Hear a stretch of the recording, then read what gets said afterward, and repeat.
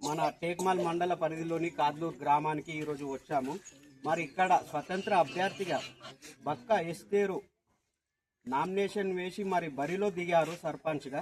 మరి ఇక్కడ ఇంత చిన్న వయసులో మరి సర్పంచ్గా ఎందుకు పోటీ చేయాలి, గ్రామాన్ని ఎందుకు అభివృద్ధి చేయాలి అని వారి ఆలోచన ఎందుకు వచ్చింది, మరొకసారి వారితో మాట్లాడి మనం తెలుసుకుందాం. చెప్పండి మీరు.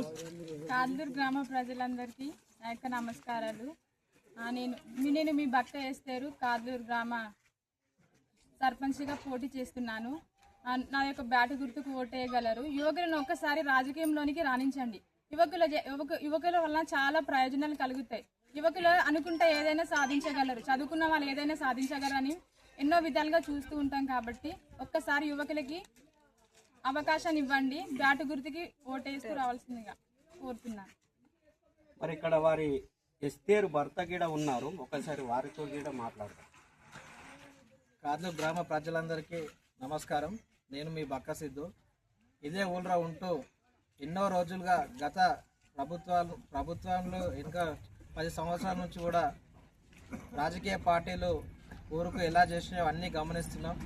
అందుకే ఈరోజు యువకులమంతా ఊరు అభివృద్ధి కోసం ఏకమై స్వతంత్ర అభ్యర్థిగా మా కాద్లూరు గ్రామాన్ని అభివృద్ధిలో తీసుకోవడానికి ముందుకొచ్చా.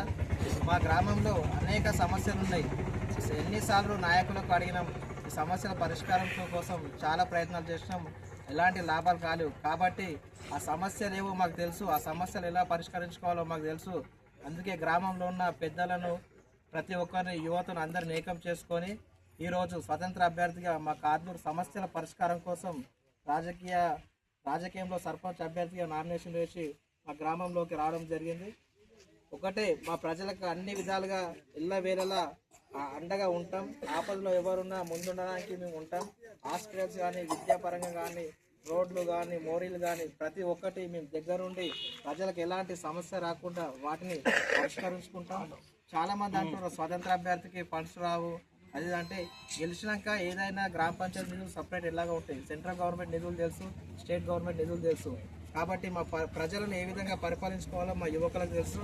ఈసారి మా గ్రామంలో యువకులందరం కలిసి మార్పు కోసం మేమందరం మొదటికి వచ్చాం. మా అందరికి కూడా చాలా మద్దతు వస్తుంది. 100% బ్యాట్ గుర్తు కాద్లూరులో ఘన విజయం పొందుతామని మనస్ఫూర్తిగా కోరుకుంటున్నాను.